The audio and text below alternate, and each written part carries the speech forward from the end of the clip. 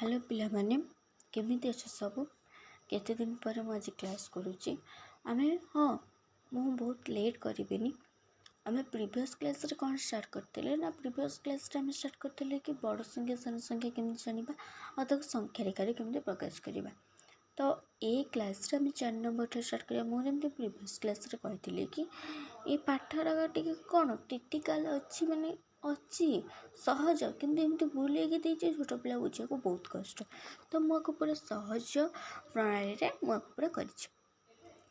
तो 4 नंबर कहला जड़े शिक्षार्थी कहला जे 9990 संख्या 49,014 संख्या बड़ कारण 9 और 4 ठार बड़ शिक्षक जनक ठीक कहला कि तुम कौन लगे शिक्षक जनक ठीक कहला ना भूल कहला मत कहले पिला माने प्रीवियस क्लास से देखी तो ये पूरा सहज दरकार 9,990 आउ के अच्छे 49,400 या 49,014 बड़ कि एटा बड़ ना एटा बड़।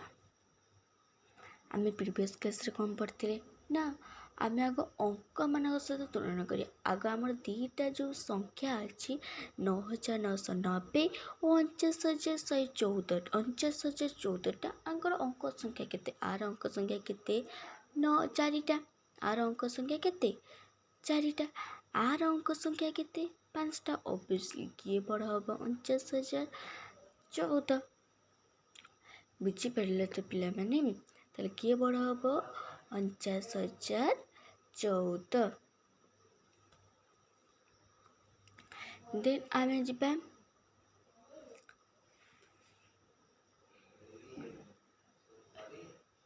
तले दिया संख्या रेखा को व्यवहार करी संख्या गुड़िकर स्थान निरूपण कर एवं शून्य स्थान पूरण कर। तले दिया संख्या ताकू व्यवहार करी आमे कौन करिबा संख्या मानकर स्थान पूरण करिबा संख्या मानकर स्थान निरूपण करिबा।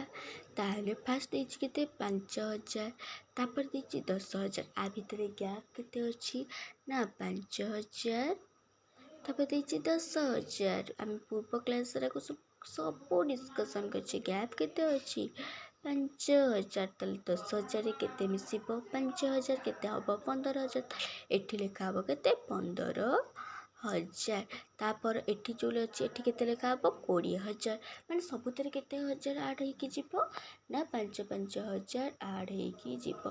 तो एठी केते हि जिवो लास्ट को 45,000 बुझे प्रीवियस क्लास जे बुझी दब ताकू तो ये पाठ पूरा सहज पाठ बुझाटा पूरा सहज ताकू हो जिवो। देन तापर कहला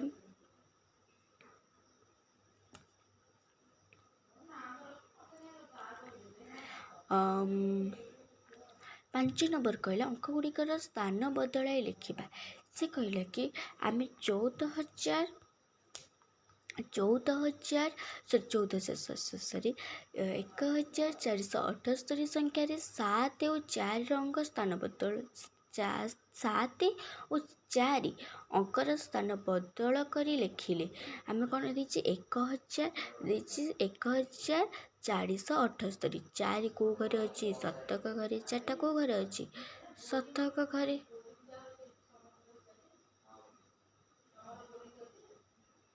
8 तापर 4टा को घरे 4टा अच्छी क्या घरे 4टा अच्छी शतक घरे 7टा अच्छी को घरे 10 घरे।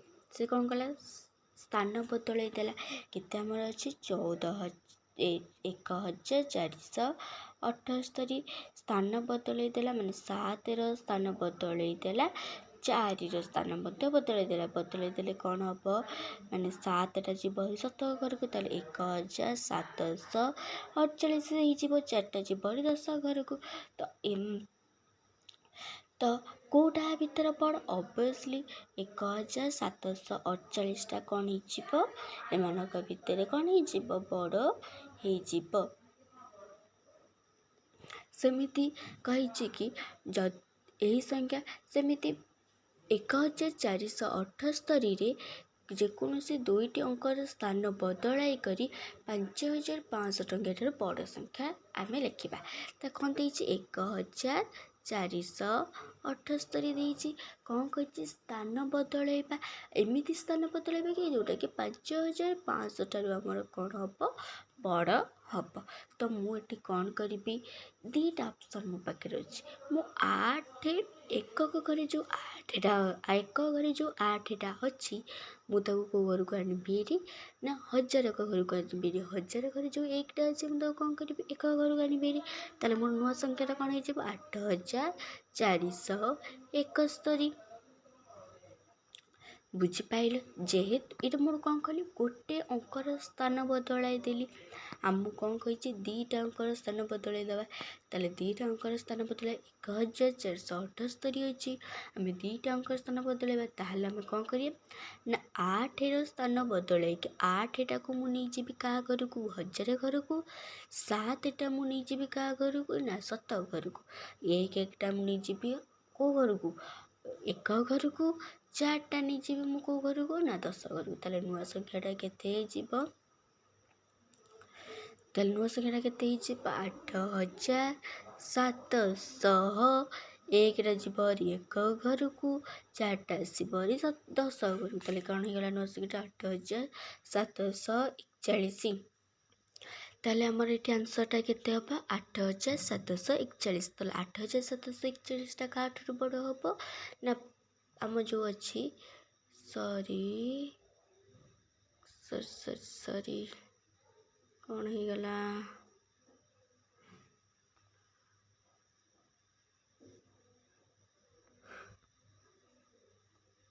ହଁ, ତାହେଲେ ଆମର ଯେଉଁ ଅଛି ଏଠି 5,000,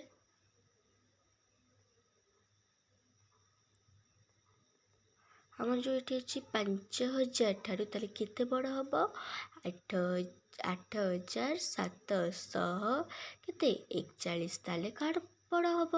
ବୁଝିପାରିଲ କେମିତି ସଂଖ୍ୟା ଦୁଇଟାକୁ ବଦଳାଇକି କେମିତି ବଡ଼ ସଂଖ୍ୟା ସାନ ସଂଖ୍ୟା ପରିଣତ କରାଯାଏ। ଦେନ୍ ଆମେ ଆଜି ଦେଖିବା ख ନମ୍ବରଟା। କ'ଣ କହିଲା? ନା 10,553 ସଂଖ୍ୟାରେ ଯେକୌଣସି ଦୁଇଟି ସ୍ଥାନ ବଦଳାଇ ସବୁଠାରୁ ସାନ ସଂଖ୍ୟାଟି ଓ ସବୁଠାରୁ ବଡ଼ ସଂଖ୍ୟାଟି ଲେଖ। ତାହେଲେ ସବୁଠାରୁ ସାନ ସଂଖ୍ୟାଟି ଆ ଭିତରେ କେତେ ହେବ? ତାହେଲେ ସେ କ'ଣ କହିଛି? 10,500 କେତେ? 93।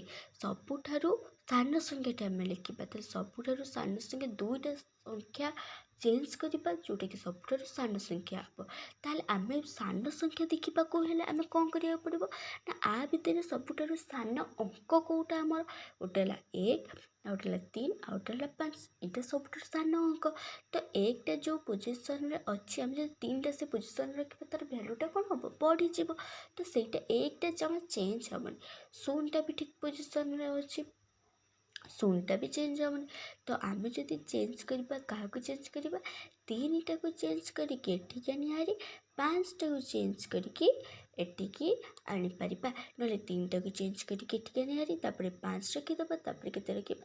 9 ରଖିବା। ଯେହେତୁ ଦୁଇଟି ଅଙ୍କ ଆମର ଚେଞ୍ଜ ହେବ, ଦୁଇଟି ସଂଖ୍ୟାର ସ୍ଥାନ ପରିବର୍ତ୍ତନ ହେବ, ତ 3ଟାକୁ ଆମେ ଏଠିକି ଆଣିବାହାରି, 5ଟାକୁ ଏଠିକି ଆଣିବାହାରି। ତ କ'ଣ ହେବ?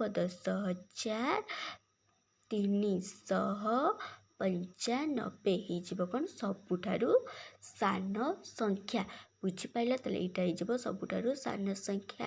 ଦେନ୍ ଆମେ କେଉଁଠିକି ଯିବା? ସବୁଠାରୁ ସାନ ସଂଖ୍ୟା ଆମର ସରିଗଲା। ଦେନ୍ ଆମେ କ'ଣ କରିବା? ନା ସବୁଠାରୁ ବଡ଼ ସଂଖ୍ୟା ଯେଉଁଟା ସେଇଟା ବାହାର କରିବା। ତ ସବୁଠାରୁ ବଡ଼ ଅଙ୍କ କେଉଁଟା? 9। 9ଟାକୁ ତାହେଲେ ସବା ଆଗରେ ରଖିଦେବା। ତାହେଲେ 9 ହେଇଗଲା ସବା ଆଗରେ। ତାପରେ ବଡ଼ କେଉଁଟା? 5। 5କୁ ରଖିଦେଲେ, ତାପରେ ଆଉ କିଛି ଚେଞ୍ଜ କରିବାନି। ତ 0 ରହିଗଲା, ତାପରେ 0 ରହିଗଲା। 5 ଜାଗାରେ ଆମେ ଯେହେତୁ 5ଟା ଆମର କେଉଁ ଜାଗାରେ ରହିଲା? ଯେହେତୁ 1000 ଘରେ ରହିଲା, ତ 0ଟା 5 ଜାଗାରେ ରହିଲା। 1ଟା ତାହେଲେ ଆମର କେଉଁ ରହିବ? ଏଠି ରହିବ। ମାନେ କାହା ଘରେ? 10 ଘରେ। 3କୁ 3 ରହିଲା। ତାହେଲେ ସବୁଠାରୁ ବଡ଼ ସଂଖ୍ୟାଟା କେତେ ହେଲା? 95,013। ଏଇଟା ହେଇଗଲା ଆନ୍ସର୍। ବୁଝିପାରିଲ ପିଲାମାନେ? ଯଦି ବି କିଛି ଡାଉଟ୍ ଥିବ ଦେନ୍ ମୋତେ କମେଣ୍ଟ ମାଧ୍ୟମରେ ଜଣାନ୍ତୁ।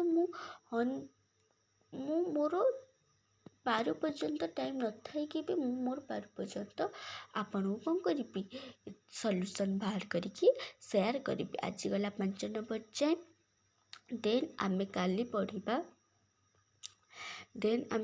ପଢ଼ିବା କ'ଣ ନା ଏରାକ ସବୁ ପଢ଼ିବା।